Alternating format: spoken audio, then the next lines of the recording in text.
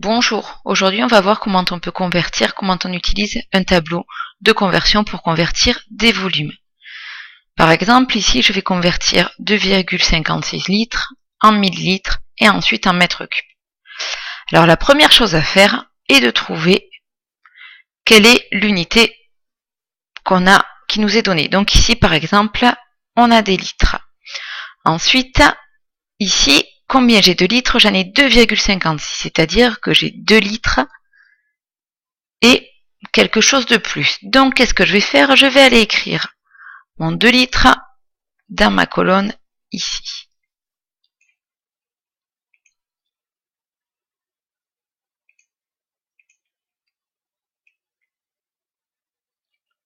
Donc, j'ai 2, c'est mon unité, et là, j'oublie pas de mettre la virgule.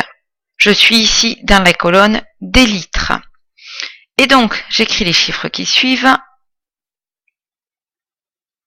dans les colonnes suivantes.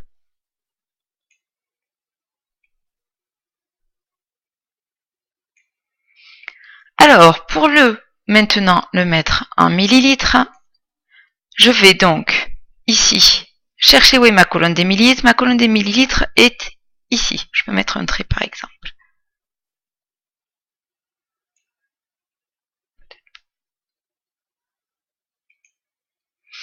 Alors, je vais donc ici déplacer ma virgule que j'ai ici jusqu'au millilitres.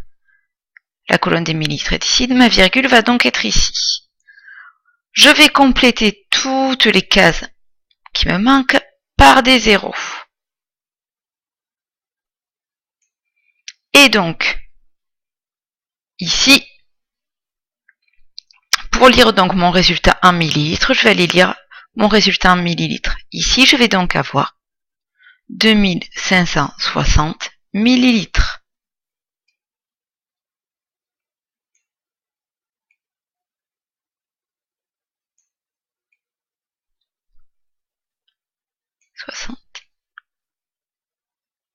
Je suis passé des litres au millilitre ici. Je suis passé des litres au décilitre ici, des décilitres au centilitre et ici des centilitres au millilitre. Maintenant, je vais refaire pareil, mais je vais passer cette fois des litres au mètre cube. Donc pareil, je réécris ma valeur, donc j'ai 2,56 litres.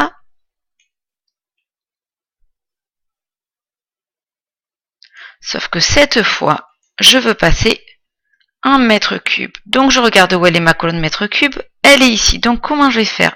Je vais passer d'ici dans cette colonne-là. Ensuite, des décalitres, les hectolitres. Pour venir ici, chaque colonne vide, je vais la remplacer par un zéro. Et je vais venir mettre ma virgule dans la colonne des unités. En fait, je vais déplacer ma virgule, dans ce cas-là, vers la gauche. Et donc, je peux ici effacer ma virgule. Et donc, si je regarde ici, je regarde qu'est-ce que j'ai au niveau de mètre cube. J'ai 0 mètre cube. J'oublie pas de mettre ma virgule et j'écris ensuite les autres chiffres. 0, 0, 200, 56 mètres cubes. Il suffit donc à chaque fois de déplacer notre virgule jusqu'à la case voulue. Par exemple ici, donc, je suis passé des litres au millilitre. Je prends ma virgule, je la déplace jusqu'à la colonne millilitre. Toutes les colonnes vides, je les complète par des zéros. Ça, pour avoir un sous-multiple plus petit. Si je veux avoir un sous-multiple plus grand, par exemple je suis passé des litres au mètre cube, je vais déplacer ma virgule vers la gauche. Ma virgule va donc venir se mettre ici dans la case mètre cube. Et je complète, si besoin, par des zéros.